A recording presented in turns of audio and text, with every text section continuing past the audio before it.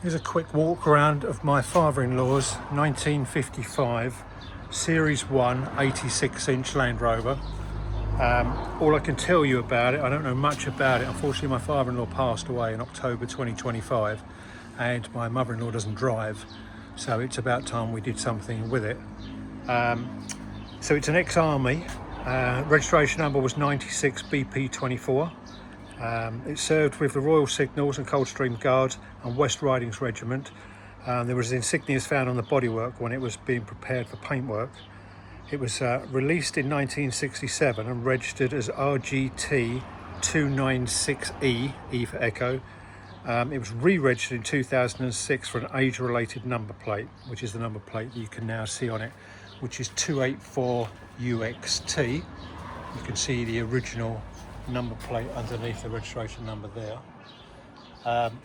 It's a 2-litre petrol. I don't know much about these other than, you know, for the right ones they tend to be quite sought after. Remember, this vehicle is 71 years old,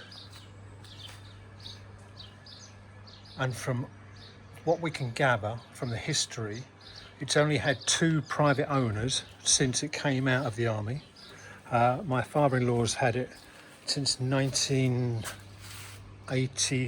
about 2010. I'll check that information and I'll put it in the pictures. But the mileage we believe to be correct, which, if you can't see that, is 21,852. If you check the MOT history on this vehicle, you'll see it hasn't been MOT'd since about 2014. It hasn't been used in quite some time, but you'll see that it was the last MOT expired. But if you look at all the ones prior to that, the mileage does stack up. Like I said, I don't know an awful lot about these, so I'm just going to show you pictures, and there are other pictures, still pictures, to go along with it. Unlock this side seat. Take the cover off. You can see underneath it.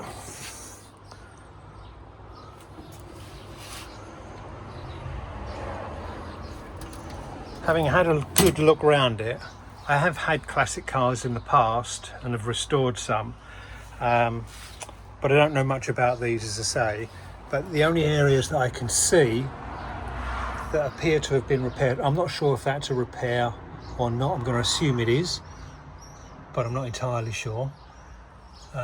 There's nothing on the driver's side.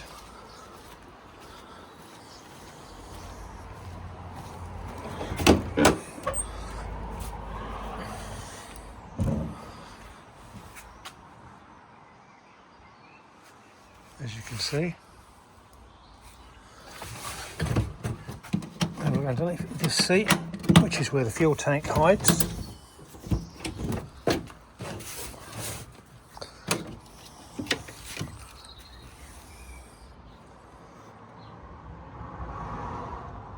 Okay, not sure if you can make all of that out, but there doesn't appear to be any significant corrosion anywhere.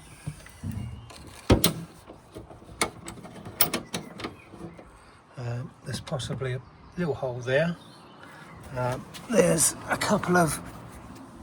hole there and one next to it. The other side on this panel, you can't see what I'm pointing at, this panel appears to have been repaired at some point. I'll show you that in a minute. But if we look underneath it, yes, it leaks a bit, but then I bet you do at 71 years old as well.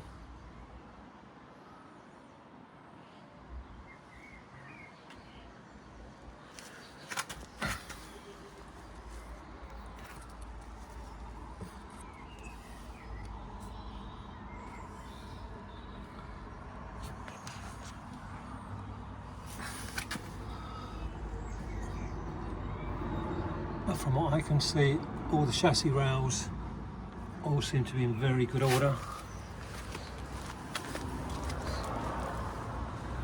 All the floors.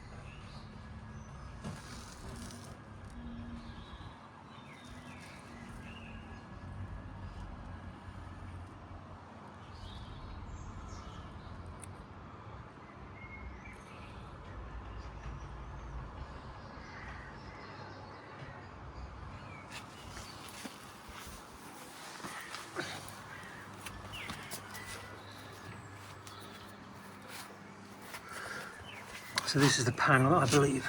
Well, not I believe, I can tell it's clearly been repaired at some point. I wouldn't say it's the best welding in the world.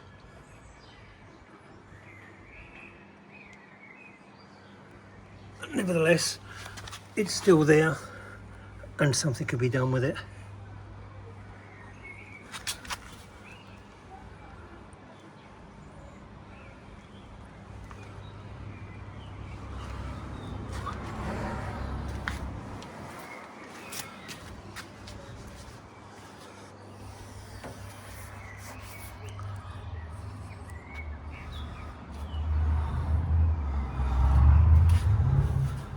So as I said, it's a 2 litre petrol, hasn't been started. As you can see, it's all freezing cold.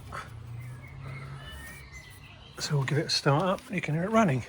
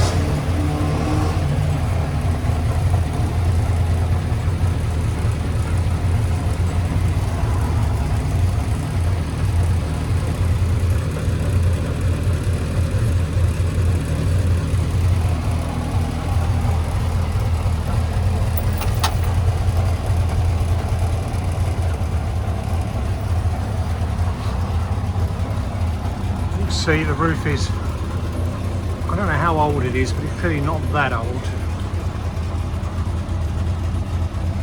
From what I can see, there's no rips or tears or anything.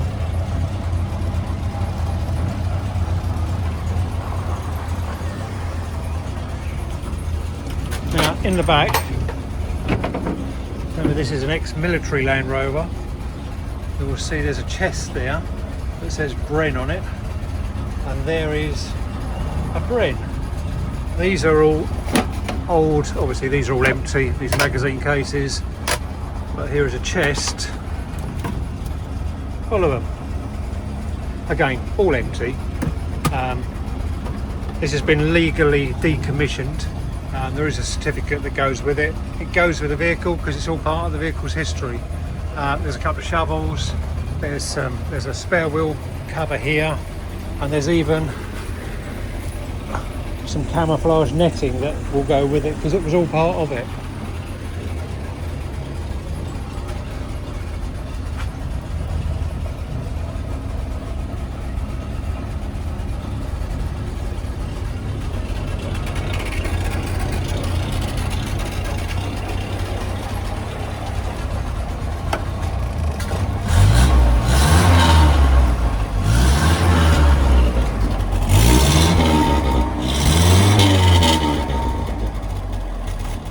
It's running a bit rich, but other than that, it doesn't smoke.